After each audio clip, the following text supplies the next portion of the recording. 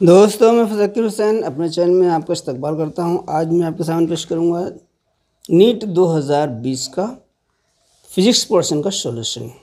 इससे पहले हम 1 से लेकर 15 तक के क्वेश्चन का सॉल्यूशन अपलोड कर चुके हैं, जिसका लिंक डिस्क्रिप्शन में दिया जाएगा। आज हम शुरू करते हैं 16 से।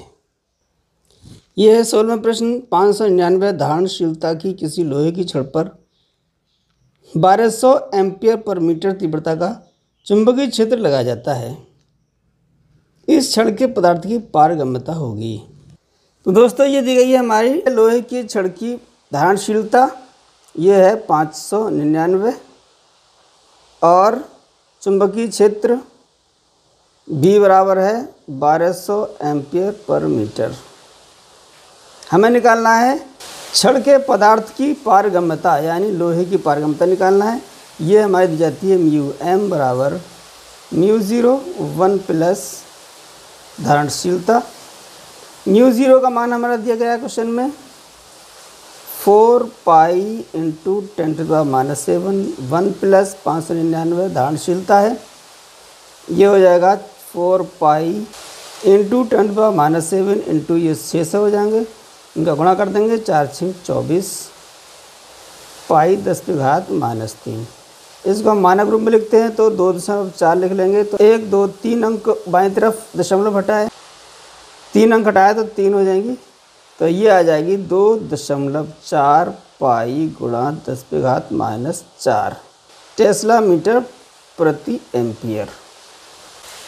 तो ये 2.4 पाई 10⁻⁻4 टेस्ला मीटर पर एम्पियर। तो सी ऑप्शन इसका सही है। अगला प्रश्न है, किसी अंतरा पृष्ठ के लिए बूस्टर कोण IB होना चाहिए। तो किसी अंतरा पृष्ठ के लिए बूस्टर कोण हमारा 45 डिग्री से बड़ा हो और 90 डिग्री से छोटा हो। अगर हम बूस्टर कोण को IB मानते हैं तो ये IB 45 से बड़ा हो और 90 से छोटा हो। तो ये हमारा बूस्टर कोण का मान होना चाहिए। देखते हैं, 45 से बड़ा और 90 से छोटा है, तो ए ऑप्शन इसका सही है। अगले प्रश्न में पूछा गया है, सरलावर्ती गति करते हुए किसी कण के विस्थापन और त्वरण के बीच कलांतर होता है। तो सरलावर्त गति की जो विस्थापन समीकरण दी जाती है वो दिया y बराबर a sin ωt, और त्वरण का समीकरण होता है हमारा a बराबर a ω² sin ωt। इसको हम लिख सकते हैं a ω² sin ωt plus pi. अब यहाँ पर हमारा त्वरण और विस्थापन के बीच कलांतर कितना आएगा। ये हमारी कला है त्वरण के लिए और ये कला है विस्थापन के लिए। तो कलांतर हमारा होगा ωt plus pi minus ωt। ωt से ωt कैंसिल हो जाएगा, ये आ जाएगा पाई रेडियन। तो सरल आवर्त गति करते हुए कण के विस्थापन और त्वरण के बीच जो कलांतर आएगा वो आएगा पाई रेडियन। तो सी ऑप्शन हमारा सही है। उपेक्षणीय द्रव्यमान की यानी द्रव्यमानहीन कि 1 मीटर लंबी किसी छड़ के 2 सिरों से 5 किलो और 10 किलोग्राम द्रव्यमान के 2 कण जुड़े हैं। 5 किलो के कण से इस निकाय के संहति केंद्र की दूरी यानी द्रव्यमान केंद्र कितनी दूर होगा, ये हमें निकालना है। तो ये क्षण है, इस क्षण का द्रव्यमान हमारा 0 है। तो एक तरफ हम मान लेते हैं 10 किलोग्राम वज़न लटका हुआ है और एक तरफ हमने मान लिया 5 किलोग्राम वज़न लटका हुआ है। अब इसका द्रव्यमान केंद्र कहाँ होगा, जिस तरफ वज़न ज़्यादा होगा उसी साइड में इसका द्रव्यमान केंद्र होगा। तो हम वज़न 10 किलो ज़्यादा है तो 10 किलो की तरफ हम द्रव्यमान केंद्र मान लेते हैं। तो द्रव्यमान केंद्र से दोनों साइड का बलागुण हमारा समान होना चाहिए। तो इधर का बलागुण कितना होगा, ये दूरी है हमारी x, तो ये पूरी दूरी है 1 मीटर, तो इधर की दूरी आ जाएगी 1 - x। तो दोनों तरफ का बलागुण यानी 5 गुणा x बराबर हो जाएगा 10 गुणा 1 - x। तो यहाँ से x की वैल्यू निकाल लेते हैं। यही x जो है 5 किलोग्राम वजन से संहति केंद्र की दूरी है। तो 5x बराबर 10 - 10x, 10 से 10 ले जाएंगे तो ये हो जाएंगे 15x बराबर 10। तो x की वैल्यू आ जाएगी 10/15। 5 से काट दें, 5 दूनी 10, 5 तिया 15, 2/3। यहाँ पर जो आंसर दिया है सब सेंटीमीटर में है और ये आ रहा है हमारा मीटर में, तो 100 से मल्टीप्लाई कर देंगे तो ये सेंटीमीटर में आ जाएगा।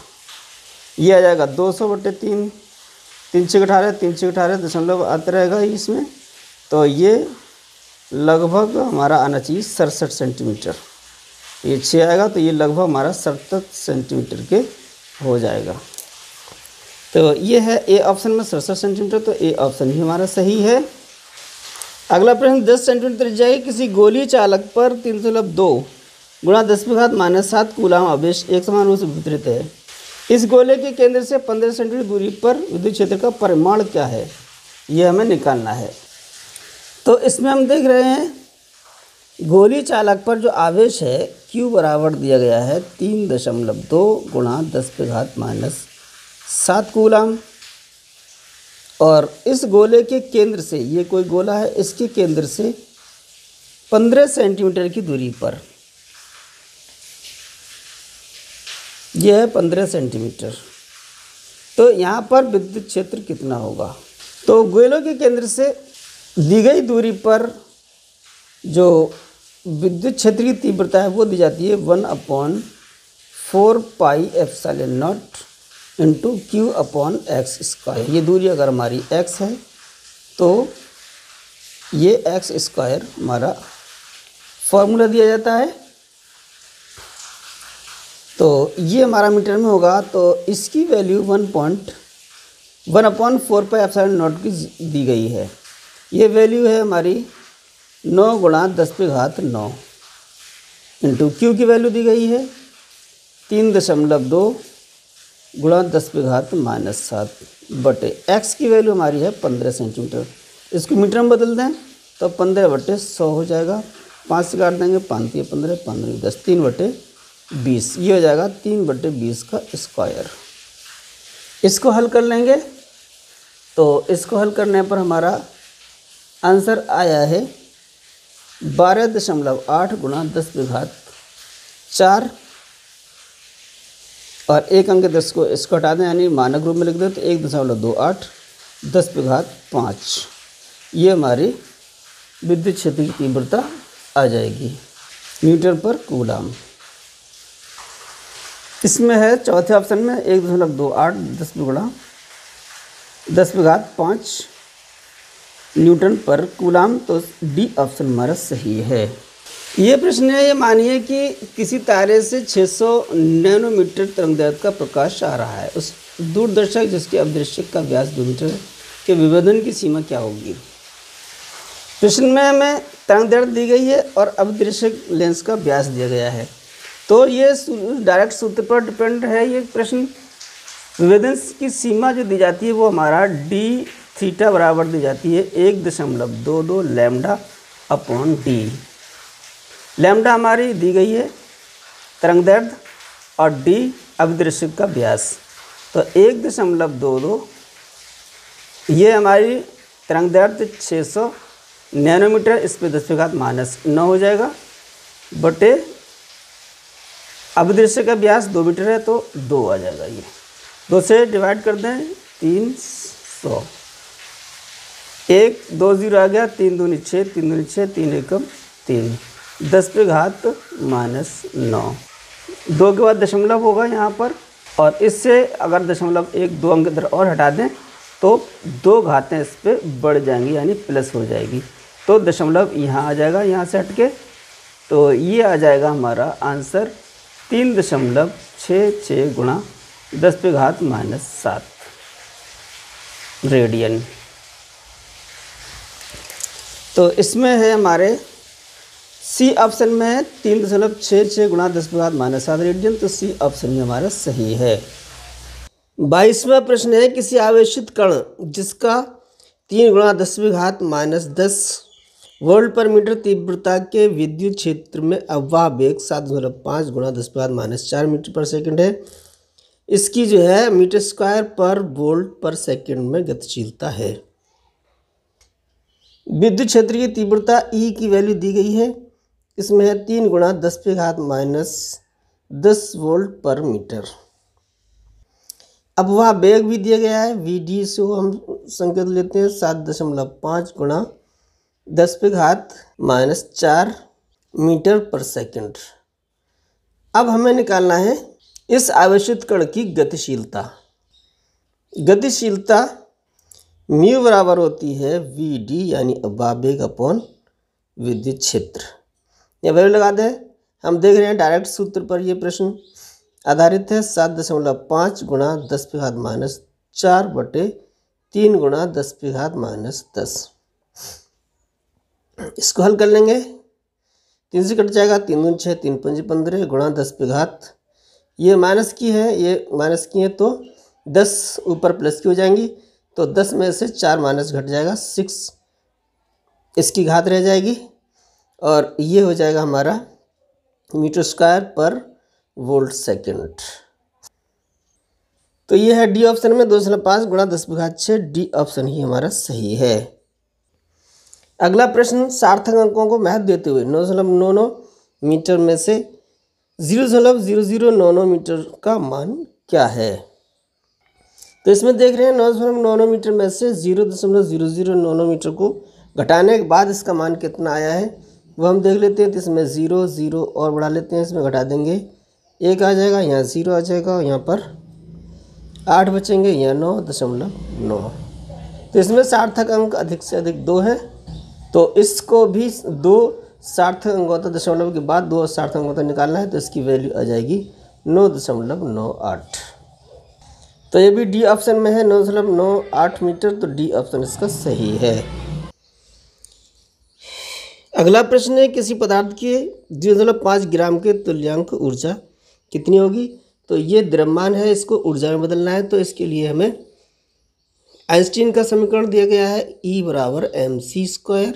m द्रव्यमान है, c है प्रकाश का वेग, m दिया है 0.5 और प्रकाश का वेग होता है 3 × 10⁸ का स्क्वायर हो जाएगा। ये 0.5 3 का गुणा 3 का वर्ग 9 और ये घात दूनी हो जाएंगी, 8 दूनी 16, 10⁻16, 9 पंजे 45 गुणा 10⁻16 जूल। तो ये है 4.5 गुणा 10⁻16 जूल। तो ये है सी ऑप्शन, तो सी ऑप्शन ही हमारा सही है।